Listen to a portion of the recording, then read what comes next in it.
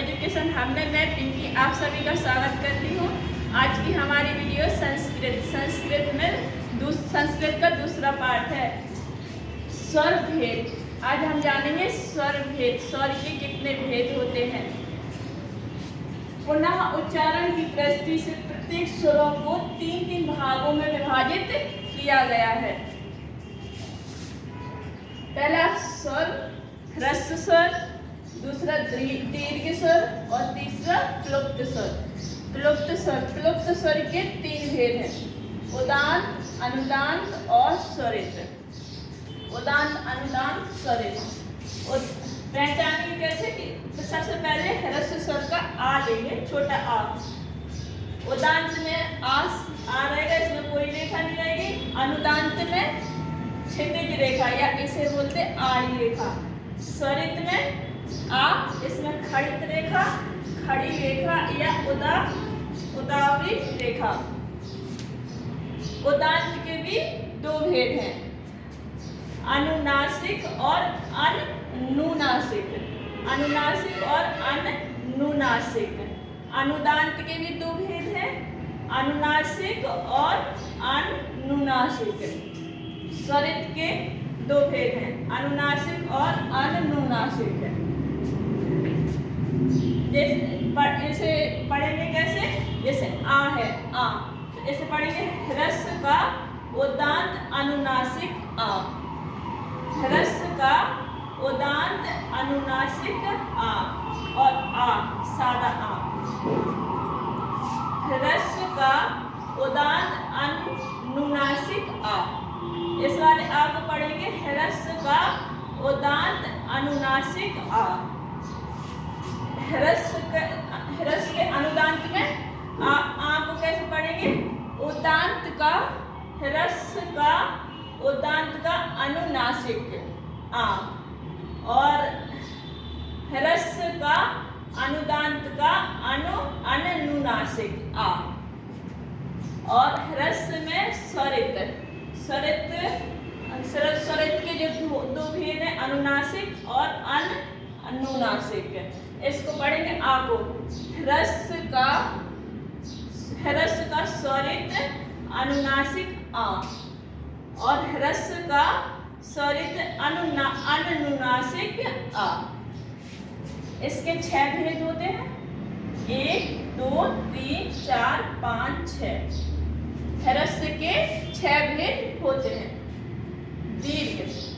दीर्घ स्वर के भी 3 भेद होते हैं। दीर्घ स्वर के 3, उदांत, अनुदांत और स्वरित। उदांत अनुनासिक, उदांत अनुनासिक, अनुदांत अनुनासिक, अनुदांत अनुनासिक और स्वरित अनुनासिक और स्वरित अनुनासिक। इस आ को पढ़ेंगे दीर्घ का उदांत अनुनासिक आ और इसको पढ़ेंगे दीर्घ का उदांत अनुनासिक आ।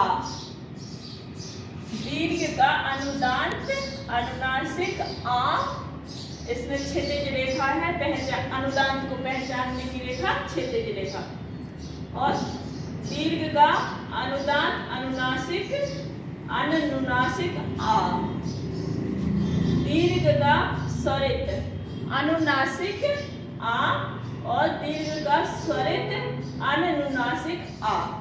इसके भी 6 भेद हैं, 1 2 3 4 5 6 भेद। प्लुप्त स्वर के भी 3 भेद हैं। प्लुप्त स्वर में आई का देखेंगे, आई आ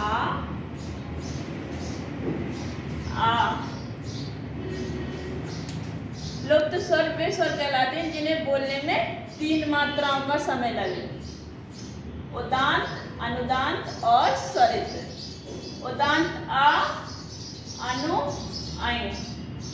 प्लुप्त का उदांत अनुनासिक आए और प्लुप्त का अनुदांत अनुनासिक आए और प्लुप्त का अनुदांत अनुनासिक आए। क्षैतिज रेखा से पहचानेंगे अनुदान को और स्वरित को खड़ी रेखा से स्वरित को। उदान क्लुप्त स्वरित का अनुनासिक अय और क्लुप्त स्वर का अनुनासिक अय, इसके भी 6 भेद हैं। तीनों के भेद मिला के 18, कुल भेद 18 हैं। ह्रस्व उदांत अनुदांत और स्वरित का सूत्र। उच्च उदांतः नीचे अनुदांतः समाहार स्वरित। मतलब उच्च उदांत का मतलब जिन वर्णों का उच्चारण मुख के ऊपरी भाग या हिस्से से हो। अनुदांत का मतलब जिस वर्ण का उच्चारण मुख के निचले भाग से हो। और स्वरित जिस वर्ण का उच्चारण, स्वरित का मतलब जिस वर्ण का उच्चारण मुख के मध्य भाग से हो, स्वरित कहलाते हैं। ले के दीर्घ नहीं होते हैं, केवल ले के 12 भेद हैं। ए ओ आए आओ के ह्रस्व नहीं होते हैं, केवल 12 भेद इनके हैं। और रे और रे दोनों सवर्णी संज्ञक होते हैं, इनके 30 भेद होते हैं। रे के 18 और ले के 12 दोनों मिला के 30 भेद हैं।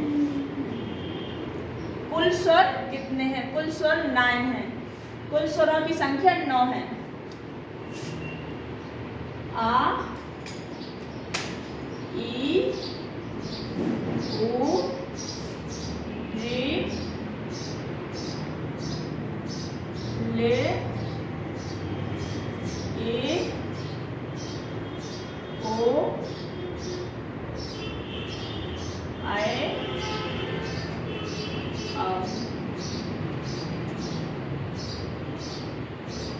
1 2 3 4 5 6 7 8 9। संस्कृत में कुल स्वर 9 हैं। अगर कुछ मुख्य स्वर कितने हैं तो संस्कृत में मुख्य स्वर 5 हैं। आ,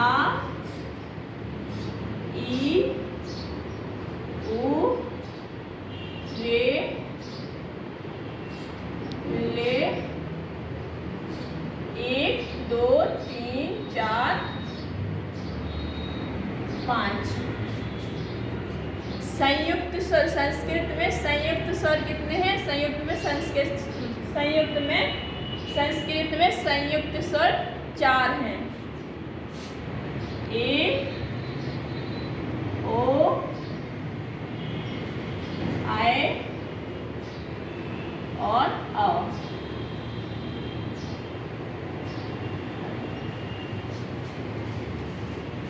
संस्कृत में अंतस्थ वर्ण कितने हैं? अंतस्थ वर्ण 4 हैं।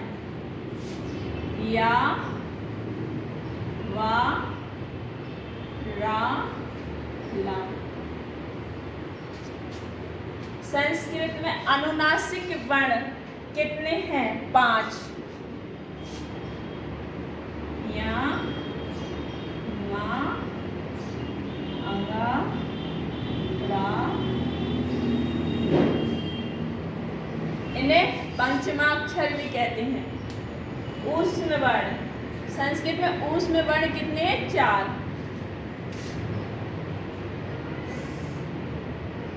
सा, सा, सा। हल प्रत्याहार में कितने वर्ण आते हैं? हल प्रत्याहार में 33 वर्ण आते हैं। माहेश्वर सूत्र में 2 बार कौन से वर्ण आते हैं? हल एक ऐसा वर्ण है जो माहेश्वर सूत्र में 2 बार प्रयोग होता है। एक हल, हा और ला। हा या वा रट में पहले 5वें नंबर पर, माहेश्वर सूत्र के 5वें नंबर पर और लास्ट वाले नंबर पर 14वें नंबर पर हा का 2 बार प्रयोग हुआ। इति संज्ञक इति संज्ञक 2 बार प्रयोग हुआ।